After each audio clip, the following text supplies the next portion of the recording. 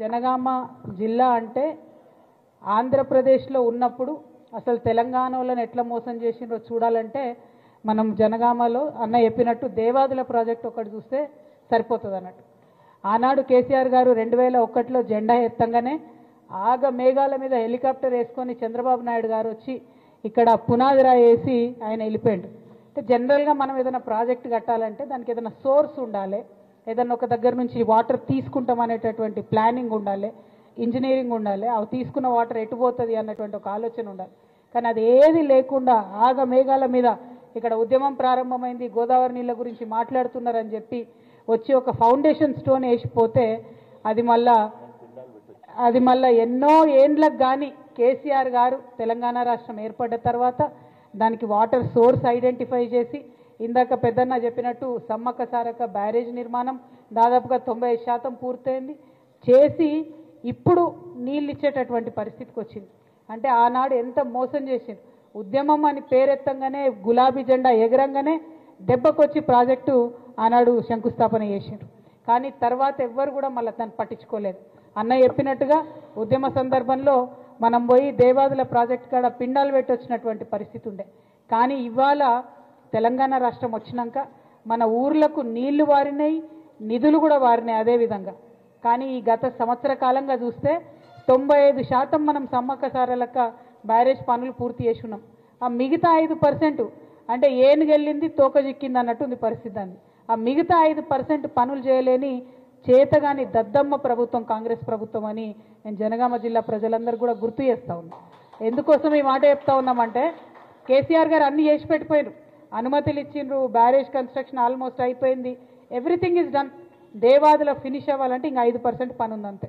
అది కూడా సంవత్సరం నుంచి తట్టెడు మట్టి కూడా ఎత్తిపోయకుండా మరి కాంట్రాక్టర్లకు మాత్రం బిల్లుల మీద బిల్లులు ఇస్తున్నారు తప్పితే తట్టెడు మట్టి కూడా ఎత్తిపోయలే. మరి ఇదే కడియం శ్రీహరి గారిని అడుగుతా ఉన్నా నేను, మీరు ఇదివరకు ఇరిగేషన్ మినిస్టర్గా చేసి ఉన్నారు, మీకు తెలియదా దేవాదులలో జరిగిన మోసం? ఆనాడు మీరు చంద్రబాబు నాయుడు గారు పక్కన లేరా? మరి తర్వాత కేసీఆర్ గారు పక్కన ఉన్నారు. ఎంత న్యాయంగా మనం డిజైన్ చేసుకున్నాము. ఆ ప్రాజెక్టు వల్ల ఇవాళ అన్న చెప్పినట్టు 1,50,000 ఎకరాలకు నీళ్లు వారే పరిస్థితి ఉంది. మీకు తెలియదా? మరి మీరు సీనియర్ నాయకులు కాదా? అడగండి మీ ముఖ్యమంత్రిని. ఎవరి కోసం అడుగుతారు? స్టేషన్ గన్పూర్ ప్రజల కోసం, జనగామ జిల్లా ప్రజల కోసం అడగండి, కంప్లీట్ చేపియండి సమ్మక్క సారలమ్మ బ్యారేజ్ని. సీనియర్ నాయకులు అయి ఉండి అవకాశవాదం కోసం మీరు పార్టీ మారిండ్రు. ప్రజలు మాత్రం మిమ్మల్ని క్షమించే ప్రసక్తే లేదని ఈ సందర్భంగా తెలియజేస్తా ఉన్నాం. మీరు పార్టీ మారిండ్రు, అక్కడ ఉన్నారు, ఇప్పుడు ఉన్నప్పుడు కనీసం ప్రజలకు పనికొచ్చే పనన్నా చేయండి, ఈ బ్యారేజ్ ఫినిష్ చేయండి. ఇంతకుముందు రాజన్న గారు ఛాలెంజ్ చేసినట్టు పోయి ఏం లాభం? ఒక్క సంవత్సరం నుంచి ₹1 దేకపోతే ఏం లాభం ఉంటుంది? రేపు పొద్దున కోర్టులు మీరు చూస్తూ ఉన్నారు, దేశవ్యాప్తంగా కోర్టులలో చాలా మంచి తీర్పులు వస్తూ ఉన్నాయి. అన్ని రాష్ట్రాలలో కూడా విపరీతమైనటువంటి పార్టీ ఫిరాయింపులు జరుగుతున్నటువంటి నేపథ్యంలో అద్భుతమైన తీర్పులు వస్తూ ఉన్నాయి. మనం కూడా బీఆర్ఎస్ పార్టీ నుంచి సుప్రీంకోర్టులో కేసు వేసి ఉన్నాం. న్యాయ వ్యవస్థపై మాకు సంపూర్ణ విశ్వాసం ఉంది. తప్పకుండా బీఆర్ఎస్కి అనుకూలంగా తీర్పు వస్తుంది. ఎందుకంటే ప్రజాపక్షాన ఉన్నటువంటి పార్టీ బీఆర్ఎస్ పార్టీ నుండి కడియం శ్రీహరి గారిని ఎన్నుకున్నారు కాబట్టి ఖచ్చితంగా పార్టీ ఫిరాయించినటువంటి వారికి వ్యతిరేకంగా తీర్పు వస్తుంది, తద్వారా ఇక్కడ ఉప ఎన్నిక వస్తుంది అనేటటువంటి సంపూర్ణ విశ్వాసం నాకున్నది. మరి మన ప్రజలు, జనగామ జిల్లా ప్రజలంటే మీకు తెలుసు, చాలా చైతన్యం ఉన్నటువంటి ప్రజలు. ఖచ్చితంగా ఉప ఎన్నిక వస్తే 100% స్టేషన్ గన్పూర్లో మళ్ళీ గులాబీ జెండానే ఎగురుతుందని చెప్పి ఈ సందర్భంగా నేను తెలియజేస్తా ఉన్నాను. మరి అన్న రాజన్న గారి ఆధ్వర్యంలో అద్భుతంగా బీఆర్ఎస్ పార్టీ కార్యక్రమాలు చేసుకుంటా ఉన్నాం. ప్రభుత్వ వైఫల్యాలను ఎండగడతా ఉన్నాం. ముఖ్యంగా ఏదైతే మహిళలకు ఈ ప్రభుత్వం ఇచ్చి 2,500 ఇస్తా అని చెప్పిందో అది ఇవ్వకుండా మహిళల్ని వేధిస్తున్నటువంటి పరిస్థితి, స్కూటీలు ఇవ్వకుండా మహిళల్ని వేధిస్తున్నటువంటి పరిస్థితి, ఇవన్నీ ఒక పక్క అయితే కనీసం శాంతి భద్రతల మీద కూడా పట్టులేనటువంటి పరిస్థితి. ఇక కళ్యాణ లక్ష్మిలు, కేసీఆర్ కిట్లు అంటే మాయమైపోయినాయి. ఎందుకు మాయమైనాయి? ఎందుకంటే ఈ ప్రభుత్వానికి మానవత్వం అన్నది లేదు. ఒక పేద ఇంటి ఆడబిడ్డ పెళ్లి జరగాలంటే ఎంత ఇబ్బంది అవుతుంది. ఒక పైసా కూడబెట్టుకొని ఆ పెళ్లి ఎట్లా చేస్తారు? ఆ కష్టం తెలిసిన మనిషి కాబట్టి కేసీఆర్ గారు కళ్యాణ లక్ష్మి పథకం పెట్టిండ్రు.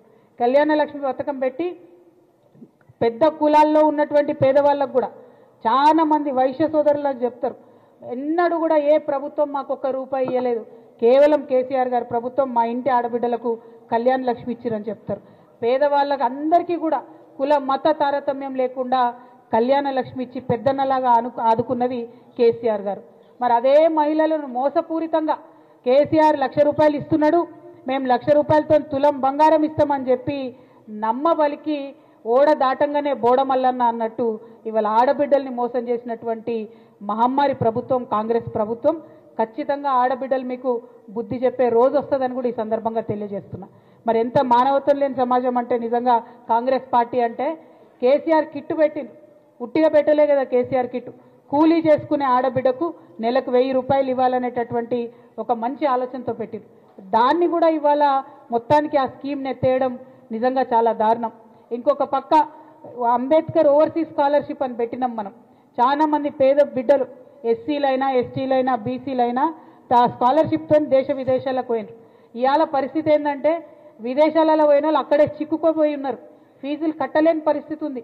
కానీ ఈ ప్రభుత్వం మాత్రం కనికరించి డబ్బులు రిలీజ్ చేస్తలేదు.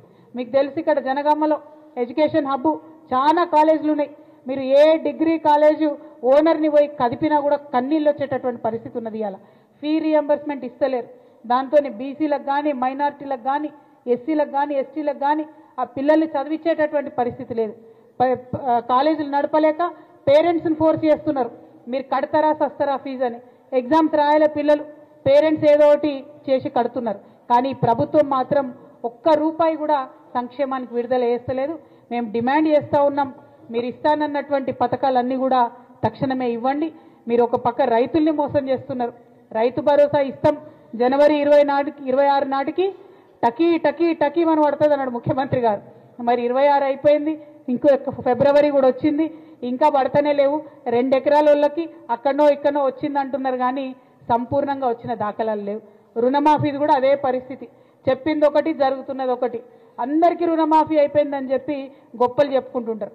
ఎవరిని కదిలించినా కూడా మాకు కాలేదంటే మాకు కాలేదని. నిజంగా ఈ ప్రెస్ మిత్రులను కూడా ఇప్పుడు అడిగితే సగం మంది రుణమాఫీ కాలేదని చెప్తారని నాకు సంపూర్ణమైనటువంటి విశ్వాసం ఉన్నది. ఇట్లా ఏడిస్తారన్న బోనస్ వాళ్ళు. బోనస్ సంగతి పక్కన పెడితే సంక్రాంతికి సన్నవడ్లు సన్నబియ్యం ఇస్తామన్నారు, ఇచ్చిండ్రానే. రేషన్ కార్డులు కూడా ఇస్తలేరు, సన్నబియ్యం కూడా ఇస్తలేరు. ఇక సన్నబియ్యానికి బోనస్ అని చెప్పి ఇంకో మాట. ఎంత దారుణం అంటే మీరు ఆలోచన చేయాలి ఒకసారి. కరోనా వచ్చినటువంటి సమయంలో సాఫ్ట్వేర్ ఉద్యోగాలు హైదరాబాద్లో పోతే పిల్లలు ఊర్లలోకి వస్తే తల్లిదండ్రుల దగ్గర పైసలు ఉండే. ఎట్లా ఉండే? కరోనా విపత్తు కాలంలో కూడా చివరి గింజ వరకు కూడా మనం కొన్న మానాడు కూడా ఎక్కడ కూడా వ్యవసాయం ఆపకుండా ఖచ్చితంగా చివరి గింజ వరకు కొంటామని కొంటే ఆనాడు కరోనా విపత్తు కాలంలో కూడా రైతుల చేతిలో పైసలు ఉండే. ఉద్యోగం పోయి పిల్లలు ఇంటికి వస్తే ఆనాడు రైతు కొడుకు కుల్టా డబ్బులు ఇచ్చి ఆదుకున్నటువంటి పరిస్థితి ఉండే.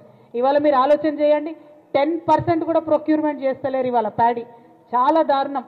1 కాదు 2 కాదు, అన్ని మోసాలే, అంతటా మోసాలే. కాంగ్రెస్ పార్టీ అంటేనే దగా మోసం అనేటటువంటి పరిస్థితికి తీసుకొచ్చిండ్రు. ఇవాళ ఒక్క స్టేషన్ గన్పూరే కాదు, జనగామ నియోజకవర్గంలో మరి జనగామ జిల్లాలో మన అన్న పల్లారాజేశ్వరరెడ్డి గారు ఇవాళ ఆయన ఆరోగ్యం బాగలేక రాలేకపోతున్నా అని చెప్పిండు. మరి అన్న పల్లారాజేశ్వరరెడ్డి కూడా ప్రజలు దయతోని ఎమ్మెల్యేగా ఎన్నుకుంటే ఆయన కాలేజీలు ఆయనకు హాస్పిటల్ ఉంటే పిల్లలందరికీ కూడా ఉచితంగా వైద్యం చేయించి తనకు నెల నెల వచ్చే జీతాన్ని కూడా ప్రజాసేవకే ఖర్చు పెడతా అని చెప్పి ఖర్చు పెడుతూ మరి తలలో నాలుకలాగా అందరికీ ఉంటూ ప్రజాసేవ పల్లారాజేశ్వరరెడ్డి అన్న కూడా చేస్తూ ఉన్నారు. మరి వారికి ప్రజలు ఏదైతే ఆశీర్వదించి దీవించిండ్రో వారి పక్షాన బీఆర్ఎస్ పార్టీ అంతా కూడా నిలబడి కొట్లాడుతుందని చెప్పి ప్రజలందరికీ కూడా నేను తెలియజేస్తా ఉన్నాను. మన కేసీఆర్ గారు నేర్పించింది ఒక్కటే, నిజం చెప్పాలి, నిర్భయంగా మాట్లాడాలి, ప్రజల హక్కులు సాధించే వరకు ఎత్తిన జెండా దించకుండా కొట్లాడాలి. ఖచ్చితంగా అదే చేస్తాం, ఇంకొకటి చేయం. తెలంగాణ ఉద్యమంలో కూడా నిజమే చెప్పినాం, నిజంతోనే ఉద్యమాలు చేసినాం, న్యాయం మన పక్షాన ఉంది కాబట్టి రాష్ట్రం సాధించడం. ఇవాళ కాంగ్రెస్ పార్టీ ఆడినటువంటి అబద్ధాలను కూడా ఎండగడతాం, నిజంతోనే వాళ్ళ యొక్క నైజాన్ని ప్రజలకు చూపిస్తాం. తప్పకుండా మళ్ళీ బీఆర్ఎస్ అధికారంలోకి వస్తుంది. వచ్చినాక ఈ పెండింగ్లో ఉన్న పనులన్నీ కూడా పూర్తి చేసుకుంటామని ప్రజానికానికి అందరికి కూడా తెలియజేస్తూ, మరి మా మిత్రులందరూ కూడా మా మిత్రులు మీడియా మిత్రులు క్షమించాలి, కన్ఫ్యూజన్ ఒకటైంది, ఆలస్యం ఒకటైంది, ఏమనుకోవద్దు. ఎందుకంటే పెంబర్తి గ్రామంలో చాలా సమయం తీసుకున్నాం. పెంబర్తి గ్రామంతో సెంటిమెంటల్ అటాచ్మెంట్ ఉంటుంది బీఆర్ఎస్ పార్టీకి. అక్కడి నుంచి తీసుకెళ్లినటువంటి ఇత్తడికి సంబంధించిన అనేక వస్తువులు బీఆర్ఎస్ పార్టీ తెలంగాణ భవన్ నిర్మాణంలో కూడా మనం వాడుకున్నాం. అక్కడి హస్తకళాకారులందరినీ కూడా, ప్రపంచ ప్రసిద్ధంగా ఉన్నటువంటి హస్తకళాకారులందరినీ కూడా అనేక పర్యాయాలు యాదాద్రికి సంబంధించినటువంటి వర్క్స్ కావచ్చు, చాలా టెంపుల్స్కి ప్రభుత్వం నుంచి నిర్మాణం చేసిన వాటన్నిటికి కూడా వాటిని వాడుకొని మరి వారికి గౌరవం ఇచ్చినాం కాబట్టి అక్కడికి వెళ్ళి వారి కులదైవాన్ని దర్శించుకొని రావడం జరిగింది. అందుకని ఆలస్యం అయిపోయింది. మరి ఈ క్రమంలోనే మీరు చూస్తే రాష్ట్ర వ్యాప్తంగా ఉన్నటువంటి బీఆర్ఎస్ పార్టీ కార్యకర్తలందరి మీద కూడా కాంగ్రెస్ పార్టీ ఒక కక్షపూరితమైనటువంటి వ్యవహారం చేస్తున్నది. ఎందుకు కక్షపూరితంగా అంటే ముఖ్యమంత్రి గారికి భయం, రాహుల్ గాంధీ గారికి భయం. నిన్న వచ్చేది ఉండే వరంగల్ రాహుల్ గాంధీ గారు రాకుండానే వెళ్ళిపోయారు. ఎందుకంటే వరంగల్లో చేసిన రైతు డిక్లరేషన్లో 0.5% కూడా ఇంప్లిమెంట్ చేయలేవాళ్ళు. ఆ భయంతోనే వెళ్ళిపోయినటువంటి పరిస్థితి. ఇవాళ భయం ఎందుకు? ట్విట్టర్లో ఎవరైనా ఒక కమెంట్ పెడితే భయం ముఖ్యమంత్రి గారికి, తెల్లారికల్లా అరెస్ట్ వస్తుంది ఇంటికి. ఫేస్బుక్లో ఎవరైనా ఒక వీడియో పెడితే భయం ముఖ్యమంత్రి గారికి, తెల్లారికల్లా పోలీసు వాళ్ళు వస్తారు. అదే క్రమంలో మా కోఆర్డినేటర్ మనోజ్ రెడ్డి గారి మీద కూడా మరి కేసులు పెట్టి పాపం తమ్ముడిని తనను 16 రోజుల పాటు వాళ్ళ కుటుంబాన్ని ఆయనను ఇబ్బంది పెట్టి జైల్లో పెట్టడం జరిగింది. మేము కూడా చూస్తూ ఉన్నాం. బీఆర్ఎస్ కూడా పింక్ బుక్ మెయింటైన్ చేయడం మొదలు పెడుతుంది. ఇబ్బంది పడద్దు, ఇంతకింత తిరిగి చెల్లిస్తామని కూడా మీకు తెలియజేస్తా ఉన్నాం. మీ రాహుల్ గాంధీ ఏమో పాకెట్లో రాజ్యాంగం పట్టుకొని తిరుగుతాడు, ఇక్కడ రేవంత్ రెడ్డి గారేమో రాజ్యాంగాన్ని కాలరాసి అక్రమ కేసులు పెట్టుకుంటూ తిరుగుతాడు. చూస్తూ ఉన్నాం. డెఫినెట్గా లెక్కలు మేము కూడా పెట్టుకుంటాం. మాకు జయశంకర్ సార్ నేర్పించిండు లెక్కలు ఎట్లా రాయాలో, ఎట్లా ఉద్యమాలు చేయాలనో. ఇప్పుడు మా మీద అక్రమ కేసులు పెడుతున్నారు.